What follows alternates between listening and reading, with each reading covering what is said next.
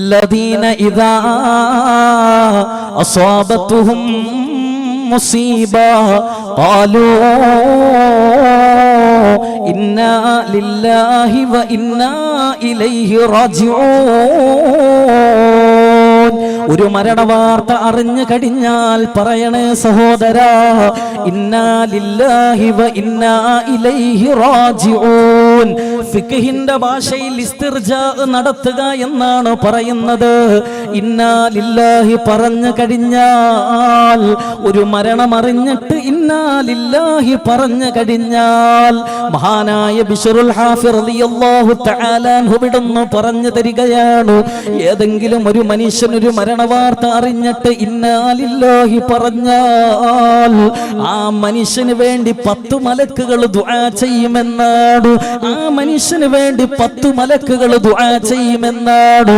സഹോദരങ്ങളെ, ഇനി മരണപ്പെടുന്നത് ഭാര്യയാണെങ്കിൽ, ഇനി മരണപ്പെടുന്നത് മക്കളാണെങ്കിൽ, ഇനി മരണപ്പെടുന്നത് കൂടപ്പറപ്പുകളാണെങ്കിൽ, കൂട്ടുകാരാണെങ്കിൽ, ജീവിതത്തിന്റെ അവസാനം വരെ നമ്മുടെ കൂടെ വേണമെന്ന് നമ്മൾ ആഗ്രഹിക്കുന്ന എത്രയോ ആളുകളുണ്ടിപ്പോ.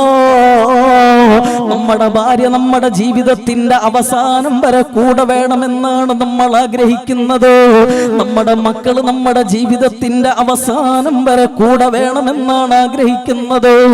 അല്ലാഹുവിന്റെ അലംഘനീയമായ വിധി വന്നാൽ, മലക്കുൽ മൗത്ത് നമ്മുടെ വീട്ടിലോട്ട് കടന്നു വന്നാൽ, ആ തീരുമാനത്തെ അംഗീകരിക്കാതിരിക്കാൻ നമുക്ക് വഴിയില്ലോ. പടച്ചവനെ, ഇത് പറയുമ്പോൾ ഇന്ന് മലയാളക്കര ഒന്നടങ്കം കരഞ്ഞൊരു വാർത്തയുണ്ട്.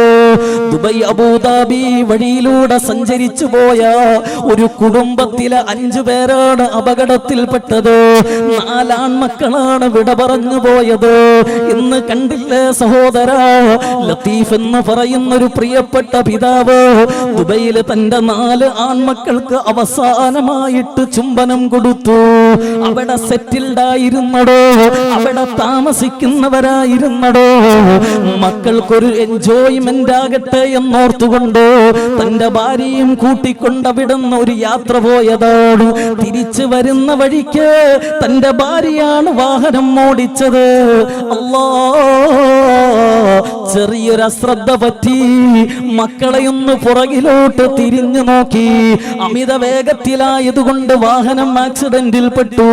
വാഹനം ഇടിച്ചു മറിഞ്ഞു. 4 ആൺമക്കളെ അല്ലാഹു തിരിച്ചു വിളിച്ചു. ലത്തീഫ് എന്ന് പറയുന്ന സഹോദരന്റെ കൈകാലുകൾ ഒടിഞ്ഞു. തന്റെ പ്രിയപ്പെട്ട ഭാര്യ 2 ഓപ്പറേഷൻ കഴിഞ്ഞ് ICUവിലാണ്. ഇളയ പെൺകുട്ടി ചെറിയ പരിക്കുകളോടെ രക്ഷപ്പെട്ടു.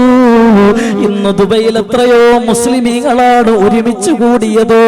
ആ ജനാസ നിസ്കരിക്കാൻ എത്രയോ മക്കളാണ് ഒരുമിച്ച് കൂടിയത്.